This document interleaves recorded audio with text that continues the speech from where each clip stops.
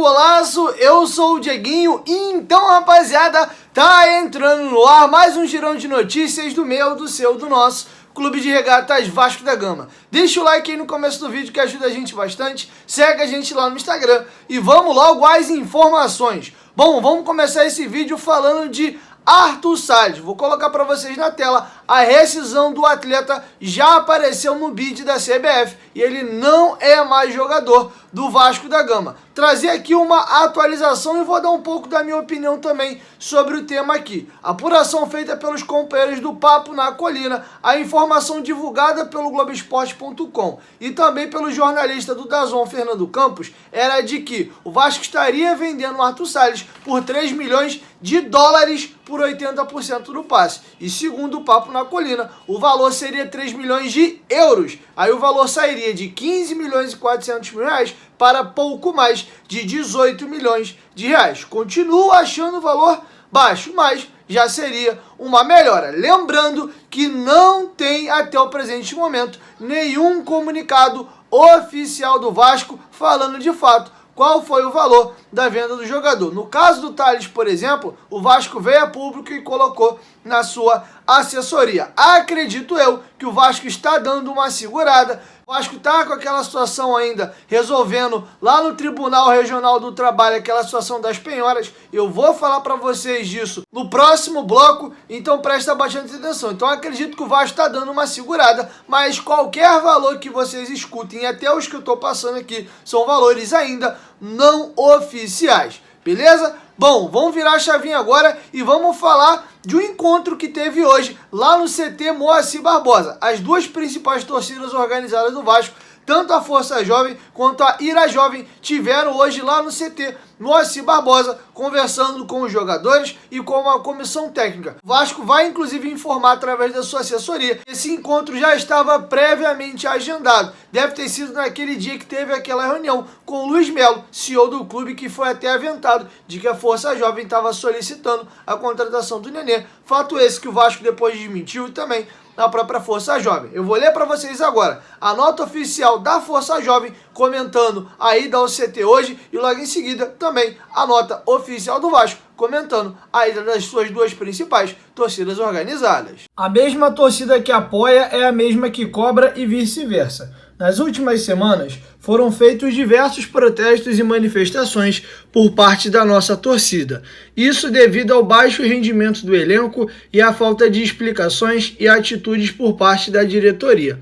Os dias se passavam e o desespero só ia aumentando, tendo em vista que era notório a importância de novas contratações para alcançarmos o nosso principal objetivo, que é voltar para o lugar de onde jamais deveríamos ter saído.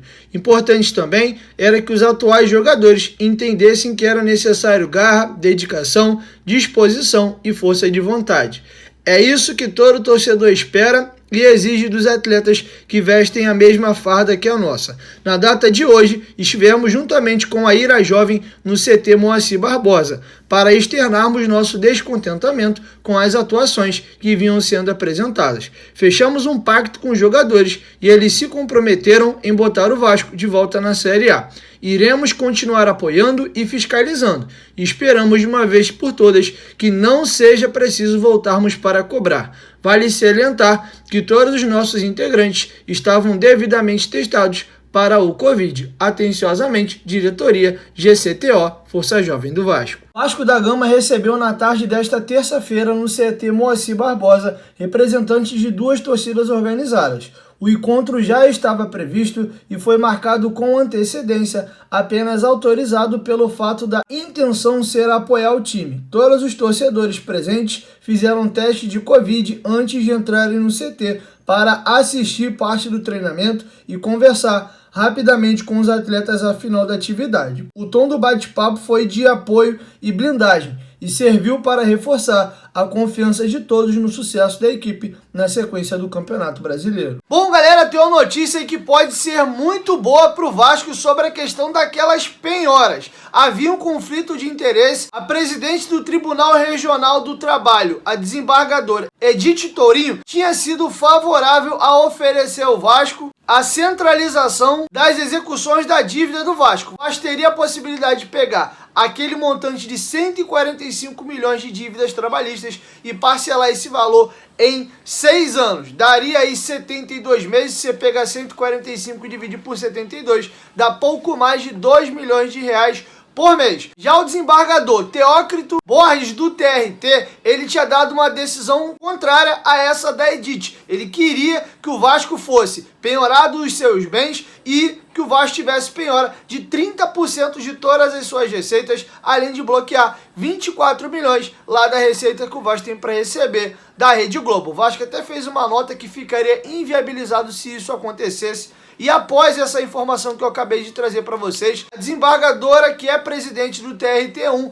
vai ter 10 dias para se manifestar. E como ela já tinha sido favorável a esse regime de centralização das dívidas do Vasco, é bem provável que ela dê essa sentença aí que o Vasco queria, que é a centralização de suas dívidas, e com isso o Vasco não poderá mais ser penhorado e nem também ter bens penhorados, desde que continue pagando dentro dessas 72 parcelas o valor acordado, que deve ser pouco mais de 2 milhões de reais. Vamos aguardar. A desembargadora tem aí 10 dias para poder dar o seu veredito, mas acredito eu que ela deve dar essa causa que o Vasco quer. E com isso, o Vasco poderia dar uma respirada e não ter mais os seus bens bloqueados e nem as suas receitas. Bom, galera, e para finalizar, vamos falar de novas lideranças. Muito foi exaltado o Leandro Castan pelo Lisca na última coletiva, trouxe dados importantes para vocês da presença do Leandro Castan dentro do time do Vasco, como o aproveitamento sobe, e também a eleição do Castan, que viralizou após a postagem lá nos bastidores da Vasco TV. E a parada é a seguinte, o Lisca comentou que nesse processo da derrota do Operário para cá, surgiram novas lideranças. Ele vai citar, por exemplo, o Andrei, que assumiu a rédea ali da gurizada, assim também como o próprio Caio Lopes, que era capitão da equipe sub-20 do Vasco no ano passado e tem esse perfil de liderança. Eu vou deixar com vocês o Lisca comentando a importância do surgimento dessas novas lideranças e como parece que, de fato, teve uma mudança na chavinha dentro do elenco do Vasco. Claro que depois de 3 derrotas você faz uma imersão, né? Você vai fazer muitas conversas, né? Eu conversei com alguns jogadores individual, conversei com as principais lideranças, solicitei que eles precisavam voltar, né? A falar, a ser líderes. O Andrei se colocou no processo naquela entrevista, foi ótima para mim, né? Porque assumiu uma responsabilidade, assumiu uma vergonha na cara, um sentimento de todo torcedor vascaíno, como ele é, né? Porque é um jogador torcedor, o Andrei, ele foi formado aqui dentro, né? O Léo Matos também participou muito bem das reuniões, Vanderlei, Zeca, quem mais ali? Cano, Andrei, né, representando a meninada, e o Castan, né? O Castan é o nosso líder máximo, cara. O treino, o ambiente com o Castan é um, sem o Castan é outro. O próprio treinamento, né? Foco, concentração, liderança, coragem, né? Passa muita coragem para os meninos, confiança. É um cara que acredita muito no Vasco, no time do Vasco. Muitas vezes, quando você não veio ter os resultados, né, entra a desconfiança para dentro do trabalho, e o Castan não deixou isso em nenhum momento. Morato tem feito isso também, Rômulo um pouco mais quieto, mas é uma liderança por exemplo, né, por posicionamento, por postura profissional. Então eu fomentei essa semana pequenos grupos para reaparecer pequenas lideranças, né? E aí eles dividem comigo essas lideranças, né? E esse processo de puxar também a equipe mentalmente. Caio, você falou também lá no jogo do Operário, quando a gente estava perdendo de 2-0 no intervalo, talvez foi o jogador que mais se posicionou, ele já ia entrar, né? Mas eu estava bem desanimado pelo jogo do Londrina, por como foi, né? E a sequência de derrotas sempre é ruim para o treinador, e o Caio e o Andrei realmente puxaram bem esse processo, né? Então é importante que essas lideranças vão aparecendo e que os jogadores assumam a responsabilidade de jogar no Vasco da Gama, né? De representar o Vasco da Gama. E esses dois aí estão muito acostumados, né? E eu escolhi muitos dois por isso também, não só pelo aspecto técnico, tático, né, físico, mas muito também pelo aspecto mental, comprometimento, coragem e enfrentar momentos difíceis. Então, estão todos de parabéns. Peck também, né, vou fazer uma consideração especial. Começou jogando comigo os 2, 3 primeiros jogos. A gente alternou, né, deixamos ele um pouco fora. Ele deu uma esmorecida, mas essa semana ele veio com tudo também, muito concentrado nas orientações que a gente vem passando para ele.